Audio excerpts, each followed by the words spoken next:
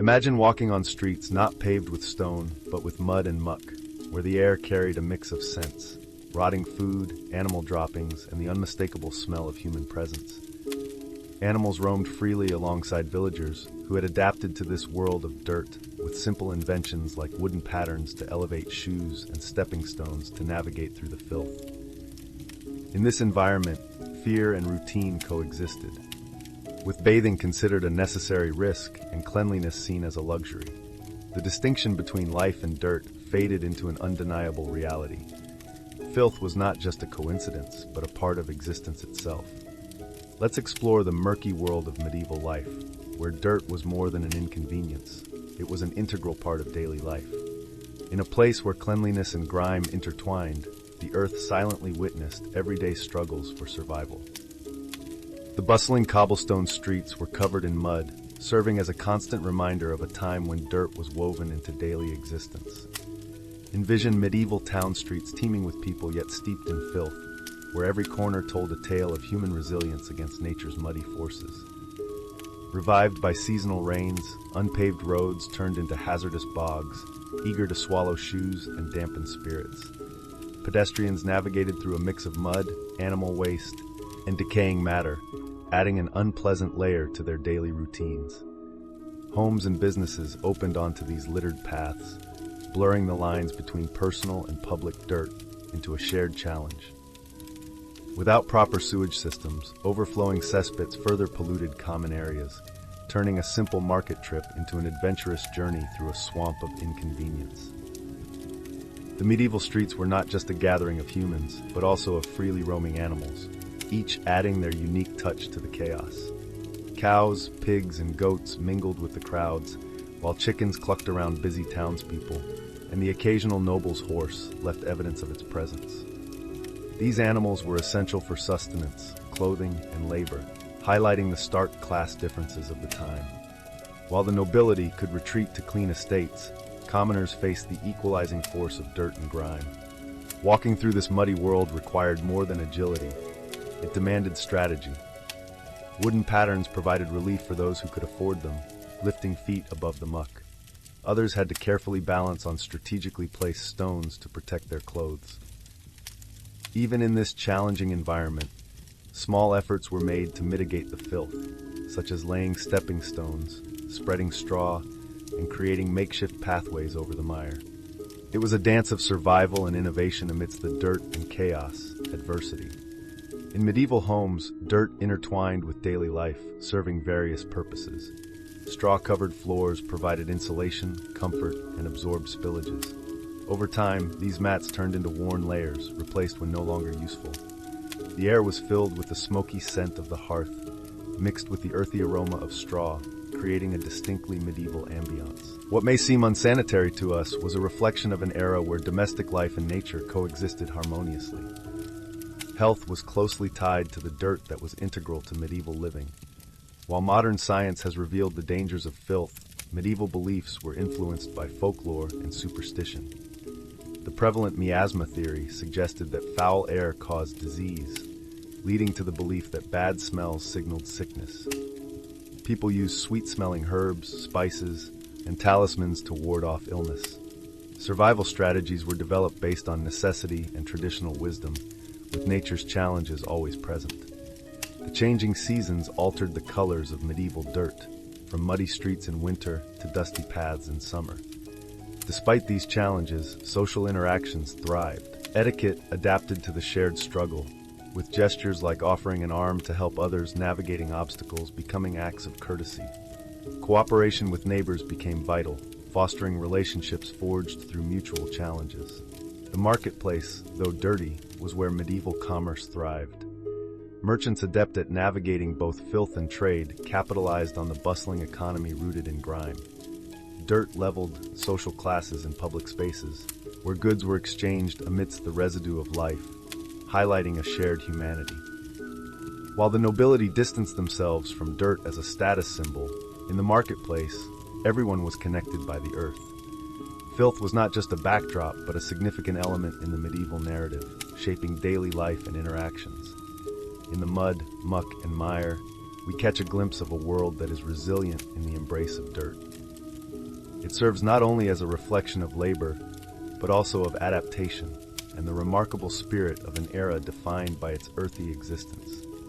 As we step away from the mire of the past, we carry the understanding that for those in the medieval world, dirt was a way of life, a constant companion in the narrative of human history. In the early medieval period, bathing was more than just a hygiene practice. It was a social event. Public bathhouses, remnants of Roman culture, served as bustling centers where people gathered to cleanse themselves and exchange news and ideas. These communal spaces nestled in towns and cities, buzzed with the chatter of people enjoying steam rooms and communal tubs filled with aromatic herbs for relaxation and refreshment. Bathhouses accommodated both genders, often with separate sections or scheduled times to respect societal norms. These places were both practical and communal, offering a chance to purify the body while connecting with neighbors. However, over the centuries, perceptions surrounding bathing underwent a dramatic shift. Fear began to overshadow what was once a cherished tradition, largely due to the constant threat of disease that plagued medieval life. The Black Death, in particular, instilled a deep fear, leading many to believe that water exposure and open pores could invite illness. The misunderstanding of disease origins gave rise to the miasma theory, which suggested that bad air was the cause of ailments. Consequently, public bathhouses gradually became silent, their once lively pools now echoing only with memories of conversation and laughter. Bathing evolved into a more cautious and private affair, losing its communal appeal. Despite prevailing fears, the elite class maintained a fascination with bathing, turning it into a luxurious and prestigious ritual. For the wealthy, bathing became a grand affair, complete with perfume, flower petals, and exotic oils.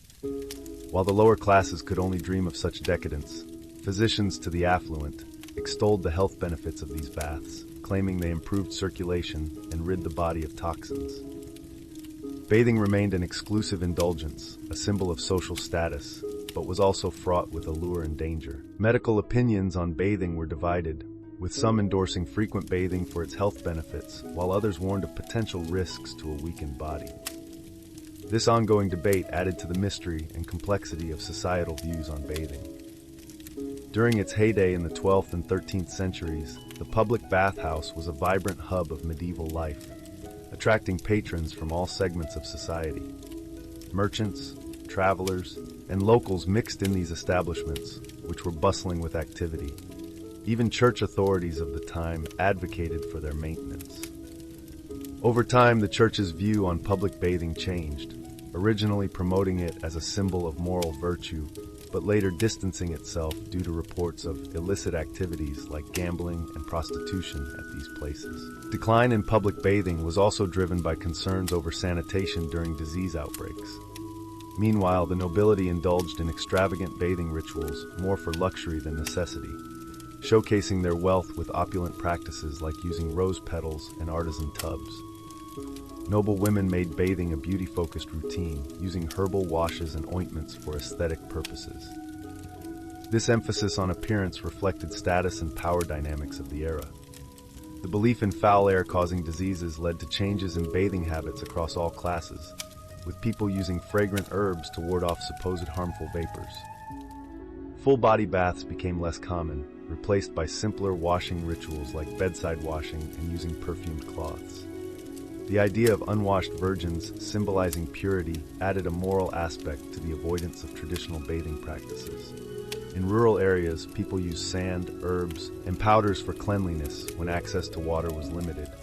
Oiling the skin with fragrant substances was another method to maintain hygiene and mask odors. Communal washing days were sporadic but served as bonding opportunities for families and communities. Monasteries also emphasized cleanliness, viewing washing as a form of spiritual purification alongside physical refreshment, showcasing exceptions to the declining public bathing facilities. The pursuit of divine purity through a blend of devotion and practical hygiene was symbolized in medieval Europe. Different regions had varied bathing practices, reflecting their cultural backgrounds. Southern areas, influenced by Roman traditions, maintained communal bathing rituals longer, while northern regions, possibly due to harsh climates, adopted more reserved approaches. In contrast, the Near East adhered to bathing customs influenced by Islamic beliefs, highlighting hygiene as a religious tenet. The medieval era's impact on bathing was complex, hinting at the changes that would shape modern public health practices. Although often misunderstood, these rituals demonstrate an evolving comprehension of hygiene amidst a backdrop of fear and superstition. Today, as we embrace advanced sanitation, the remnants of past practices remind us of humanity's enduring adaptability and thirst for knowledge in uncertain times. In medieval cities, the fragrance of soap was a rare and prized scent amidst the prevailing urban odors. Unlike today's refined bars, medieval soap was a gritty mixture of animal fats and ashes, tracing its origins back to ancient Babylon and Rome. This harsh blend, sometimes fortified with lye from wood ash, effectively removed dirt from skin and fabric, but could also cause skin irritation or burns, a small price to pay for cleanliness in that era. Despite its abrasive nature, soap was highly valued and seen as a symbol of divine order. The link between cleanliness and godliness in medieval beliefs implied that hygiene reflected moral purity as dictated by religion. Soap was therefore not just a cleansing agent, but a sacred implement. Households that could produce their own soap often enriched it with aromatic herbs like lavender or rosemary, offering a sensory escape from the harsh realities of medieval life. Soap production at home was not only a practical necessity, but also a religious practice, safeguarding both physical and spiritual well-being. While commoners used rough homemade soaps, the wealthy elite indulged in imported varieties from Spain and Italy, renowned for their smoothness and fragrance. Soaps like the Spanish Castile soap, prized for its purity, were a luxury reserved for the nobility. These exclusive soaps were more than just functional. They symbolized wealth and sophistication, reflecting the medieval fascination with exotic goods considered superior.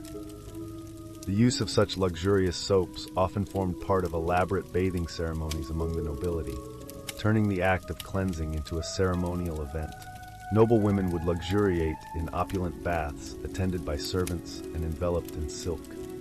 In medieval times, luxury soaps were rare and mostly associated with the wealthy, who valued privacy. Travelers, on the other hand, were given soap as a sign of respect. For the peasantry, expensive soaps were more of a myth than a reality. They had to make do with basic substitutes made from ash and sand, which were harsh but effective in removing dirt. This simple mixture reflected their connection to nature and resourcefulness in utilizing waste for cleanliness. Religion also influenced the use of soap, particularly in important Christian ceremonies like baptisms, where fragrant soaps symbolized spiritual cleansing. Monastic communities used scented soaps as a sign of devotion and purity. Soap making was a revered skill passed down through generations, with craftsmen known as chandelles. They carefully balanced ingredients to create a durable substance that could be scented and shaped. Soap making provided economic opportunities and social mobility, with workshops serving as hubs of innovation and tradition. In medieval medicine, soap was recognized for its antiseptic properties and was used in wound care and infection prevention.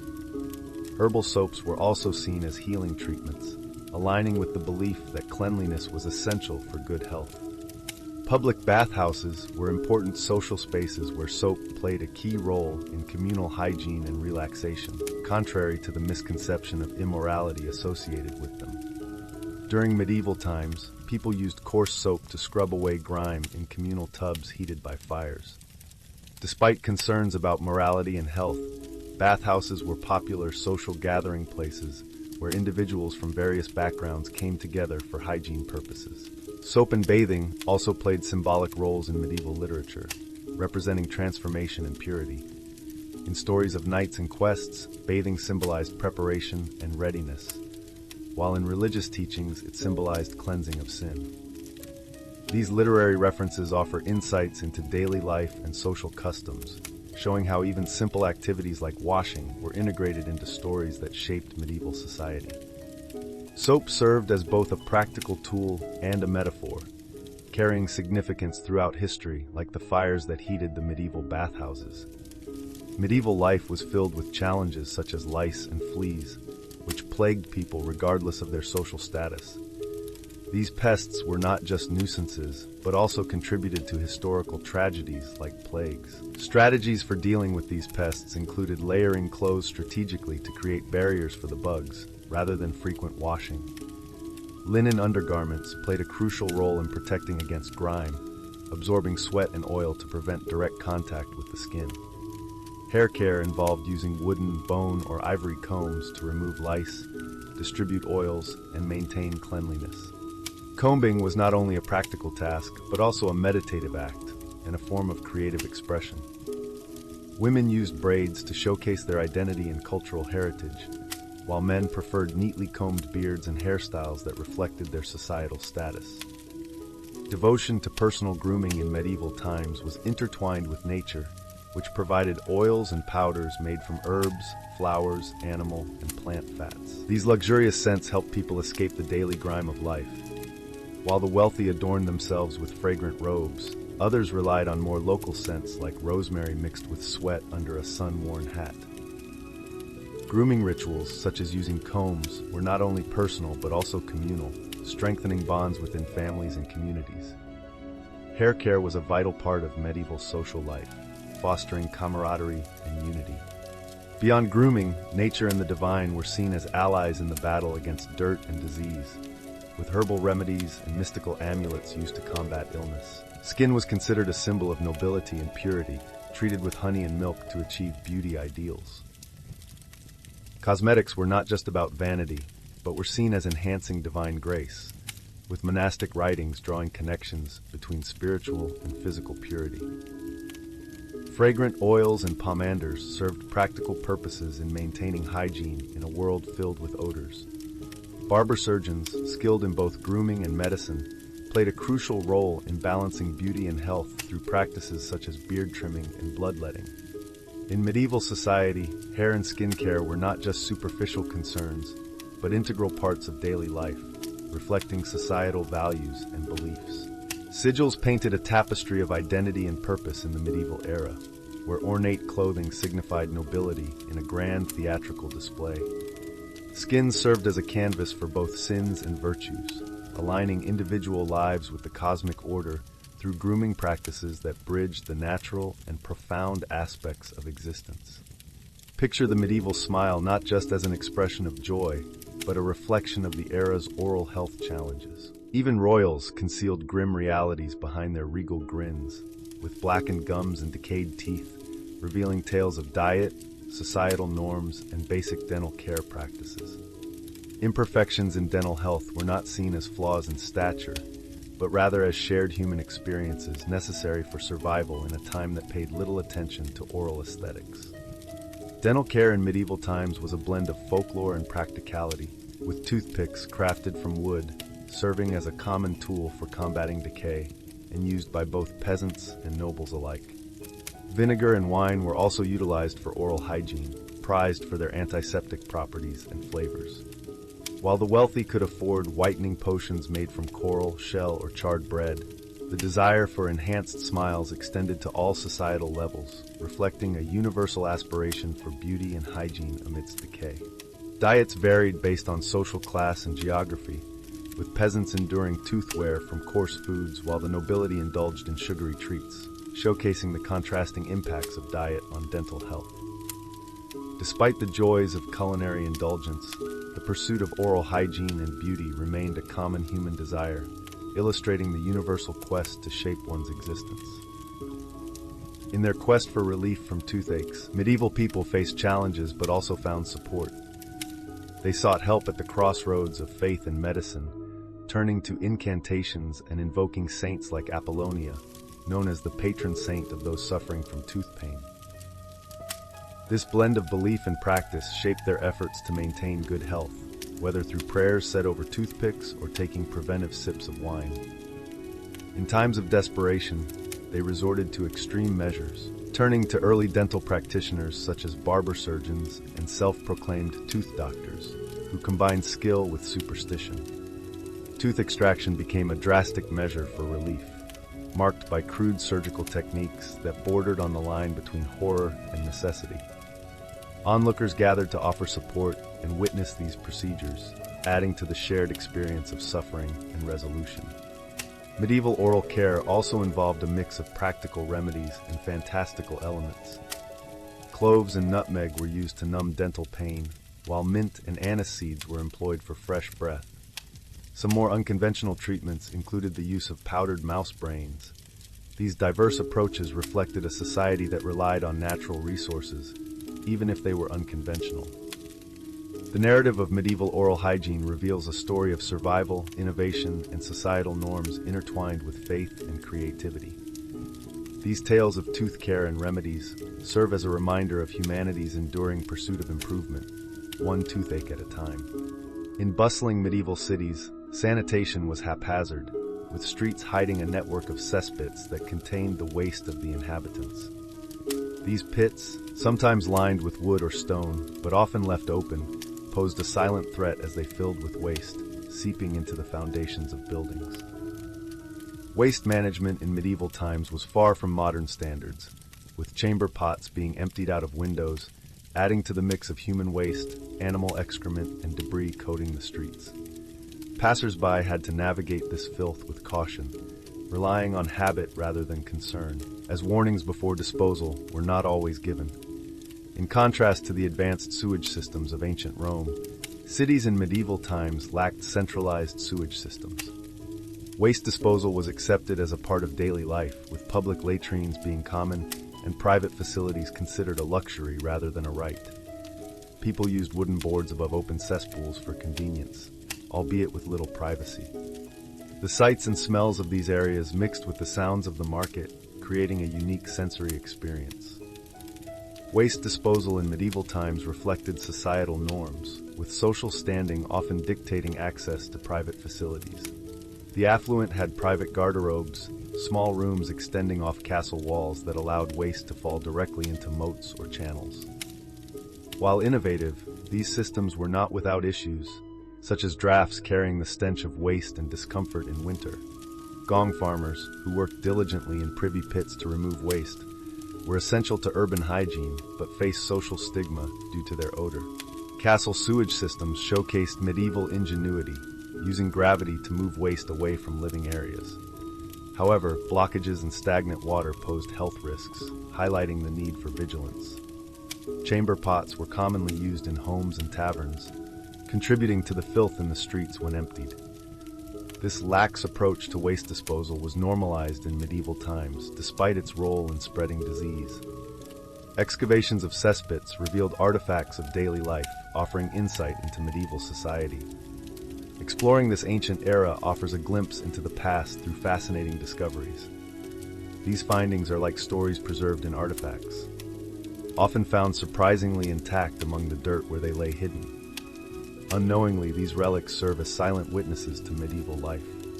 In contrast, monasteries and abbeys approach sanitation differently. These centers of learning and religious devotion viewed cleanliness as both a physical and spiritual pursuit. They made innovative efforts in plumbing that reflected a mix of practicality and faith. Despite this, monks and nuns faced similar challenges as others, highlighting the struggle between ideal hygiene practices and the realities of maintaining cleanliness. Inns and taverns like Let Oe demonstrated the hospitality of medieval travelers. These simple accommodations offered minimal privacy but emphasized the shared humanity of medieval society. Travelers passing through encountered a blend of camaraderie and anonymity within the tapestry of medieval life. Filth was a constant presence in this world, reflecting the human journey through an existence where waste symbolized mortality and the cycle of life and decay. Communities found themselves unintentionally united in navigating challenges through resourcefulness and adaptation. Despite the grime and chaos, medieval people led vibrant lives, leaving behind a legacy of resilience that transcended the challenges of their time. Imagine entering a bustling medieval town, where a rich sensory experience awaits, especially for your sense of smell. The streets are bustling with human activity and a distinct earthy aroma. The various smells narrate tales of daily life, from the sharp scent of hearth fires mingling with the strong odor of livestock to the lingering stench of waste in the gutters. Animals and people shared close quarters, creating a cacophony of smells that contributed to the town's overall atmosphere. Residents adapted to this environment, where the smell of decomposing organic matter hinted at fertile possibilities, and the evening air carried the scent of smoke throughout the town. Amidst this mix of scents, the wealthy sought solace in luxury perfumes, transporting themselves to exotic realms filled with fragrant roses and lavender. Perfume became a symbol of status and refinement, allowing the elite to escape the everyday odors of their surroundings. The act of perfuming oneself became a cultural ritual, showcasing one's social standing and sophistication before public gatherings. Societal hierarchies were reinforced with each pleasant scent that wafted through the air. For those unable to afford luxurious perfumes, everyday remedies offered brief relief from prevailing odors. Pouches filled with fragrant herbs like rosemary and mint were worn close to the body, showcasing human ingenuity in using nature for both causing and curing smells. These charming sachets provided personal space and a moment of respite from overwhelming scents. Scented handkerchiefs served as tools for social survival, subtly indicating one's awareness of proper scent etiquette. They acted as a temporary shield, turning odor into a social currency that communicated volumes without words.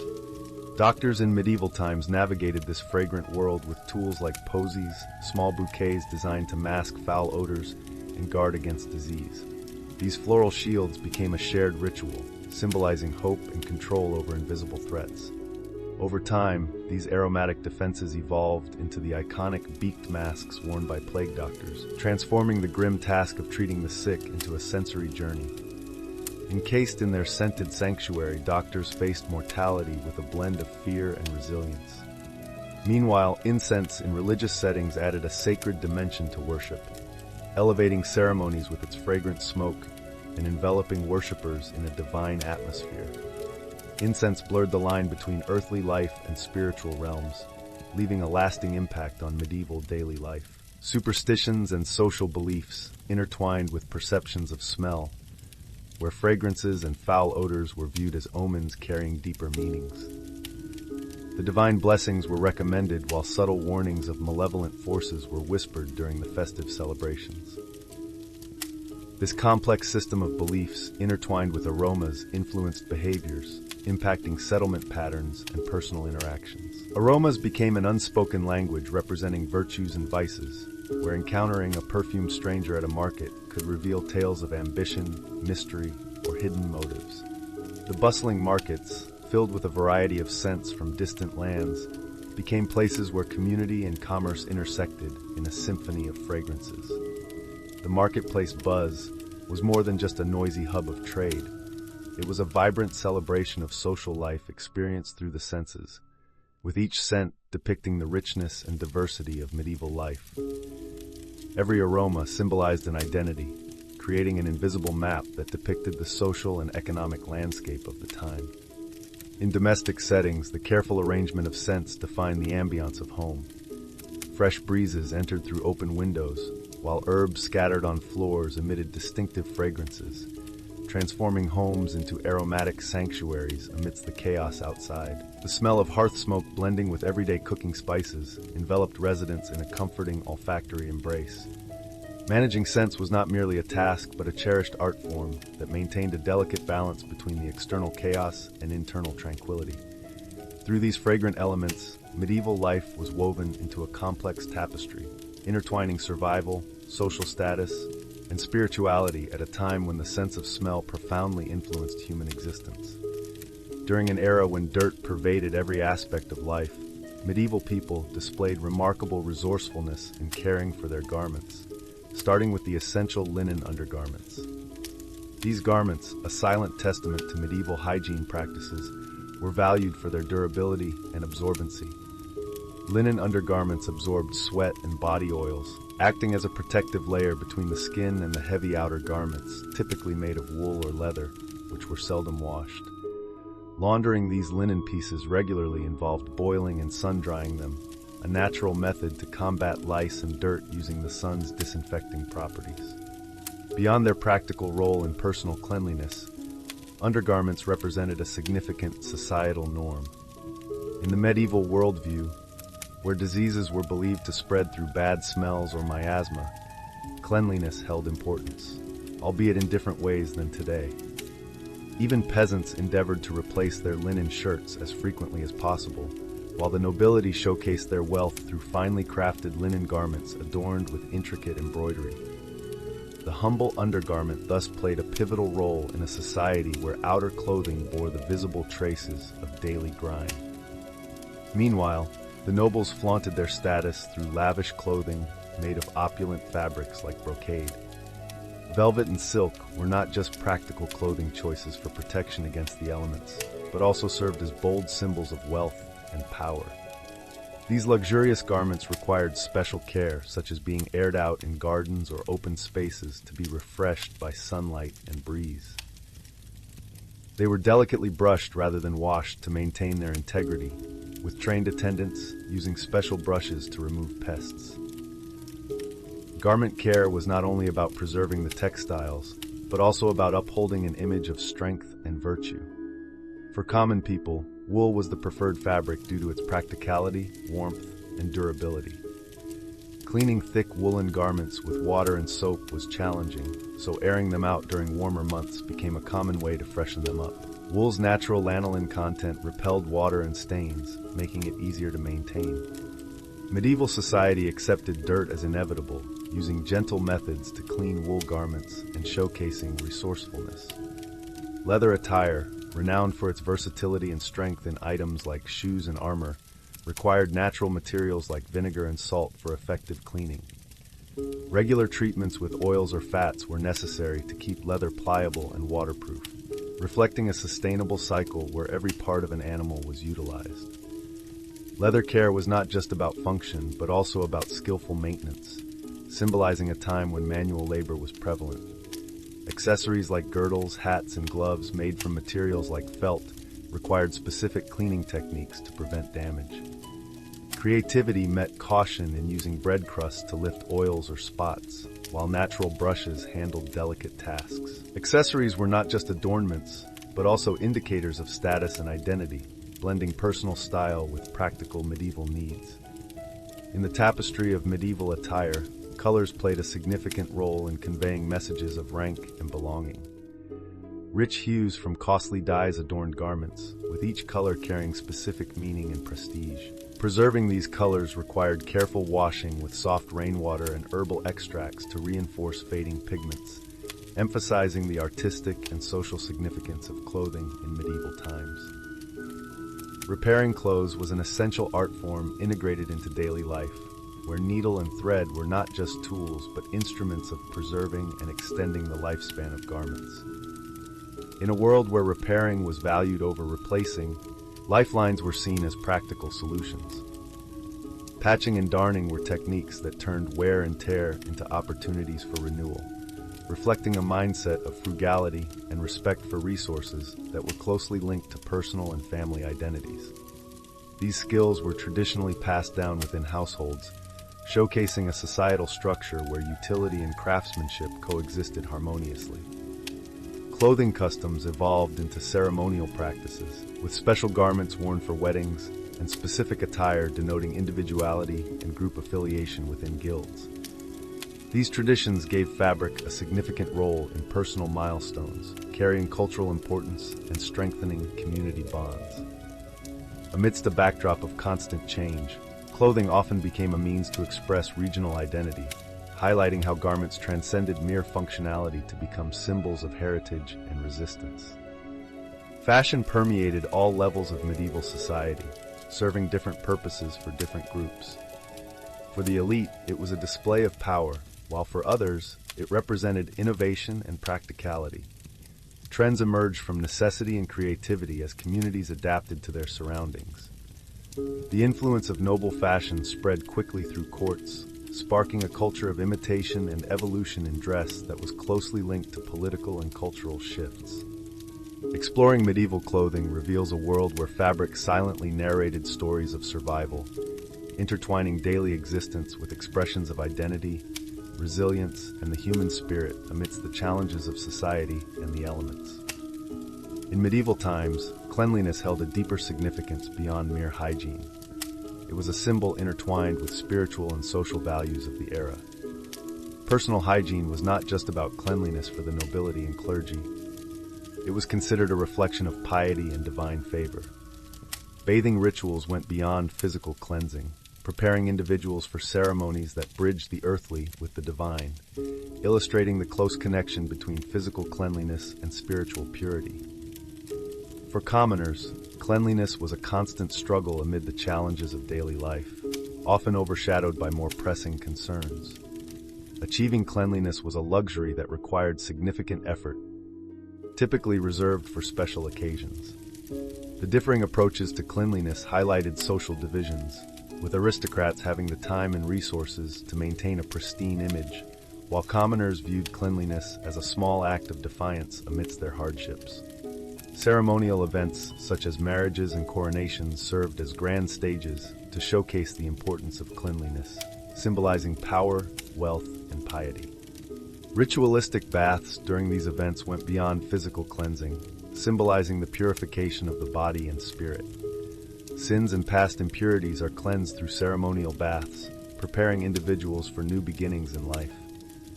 Even monarchs would participate in these baths before important ceremonies, sometimes using special herbal concoctions believed to grant strength or wisdom. In this context, personal hygiene becomes a form of political theater, where the opulence of the bath reflects power and alliances, intertwining grooming practices with the grandeur of kingdoms. Bathhouses served as rare spaces where social classes mixed, blurring the rigid divisions of medieval society.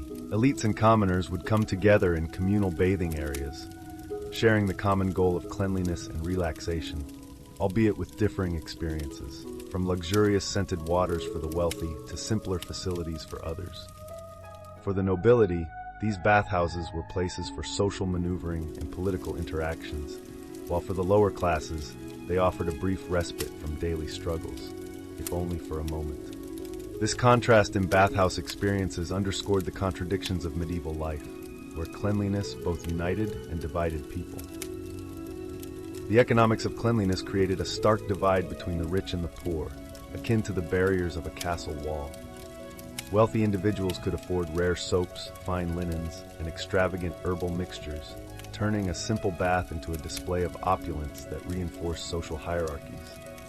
On the other hand, the lower classes had to resort to resourceful alternatives like ash or river water for cleanliness, showcasing their ingenuity and resilience. Achieving cleanliness was not just a social statement for them, but also a testament to their ability to survive. In royal courts, bathing was a form of performance art that showcased power and wealth. Lavish baths were orchestrated events where every detail reflected the ruler's authority, serving as political spectacles to impress guests and solidify the monarch's divine image. The medieval church incorporated cleanliness into its teachings, connecting physical purification to divine favor. Baptism, as a central ritual, symbolized spiritual rebirth, while the clergy's meticulous washing rituals represented divine cleanliness and the separation between the sacred and the secular. Foot washing, another significant practice, symbolized humility and grace, with clergy or nobles washing the feet of lower-ranking individuals to demonstrate humility and servitude. This act not only exemplified humility, but also served as a performance of grace that momentarily leveled social hierarchies within the church, emphasizing humility before the divine. The often overlooked architects of household cleanliness paved the way for preserving not only homes but also family reputations. Their tasks ranged from boiling linens to managing laundering processes, which were not just about cleanliness but also reflected virtues such as diligence and piety.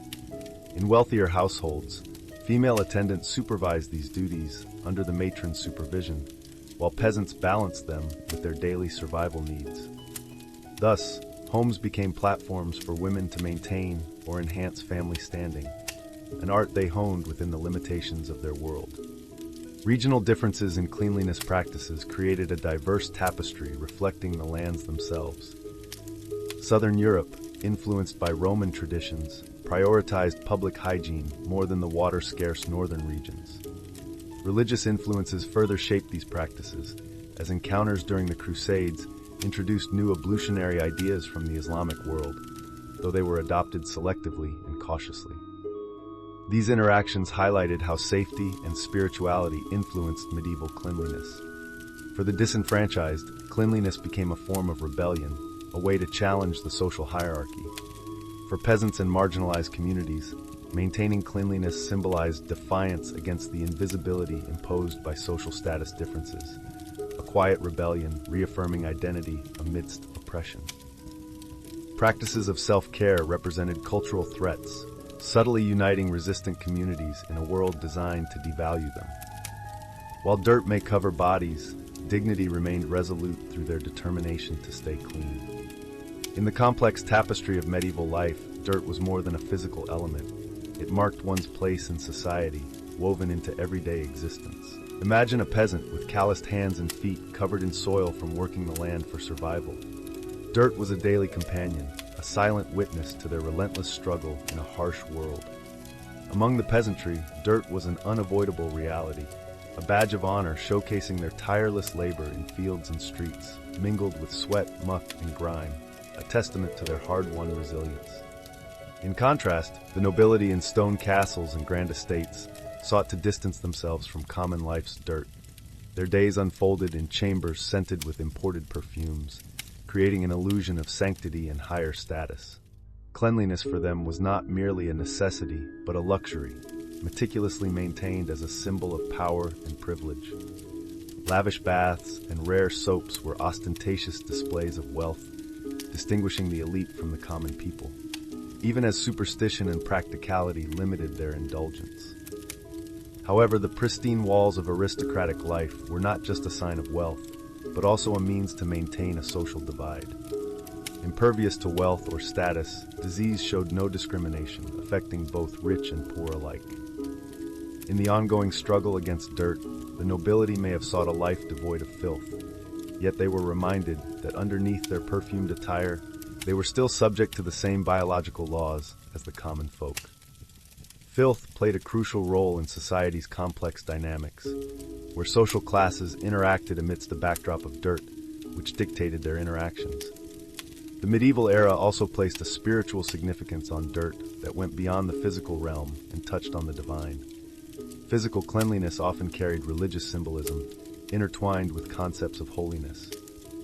Monks and nuns, in their pursuit of spiritual devotion, practiced strict hygiene rituals that mirrored the cleansing symbolism found in Scripture, representing moral purity and redemption.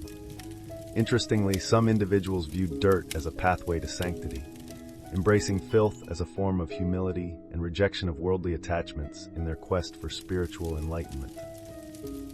For these spiritual pioneers, wallowing in dirt symbolized a commitment to humility and a rejection of earthly desires in pursuit of a higher spiritual calling.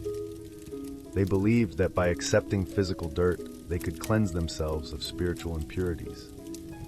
Religious teachings often utilize the metaphor of cleansing, equating the removal of physical grime with the purification of the soul.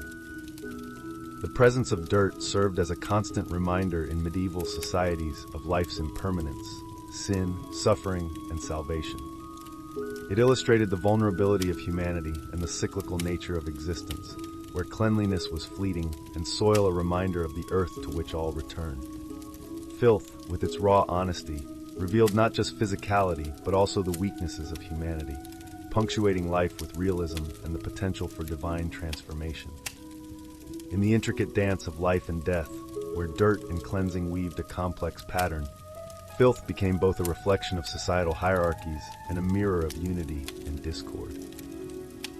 As we conclude this exploration of dirt, let us remember that the echoes of medieval life continue to resonate through time, offering insights into the enduring complexities of human existence. This is a gentle but relatable prompt about our origins and potential future. If the tales of bygone eras have piqued your interest or sparked wonder within you, why not continue on this journey with us?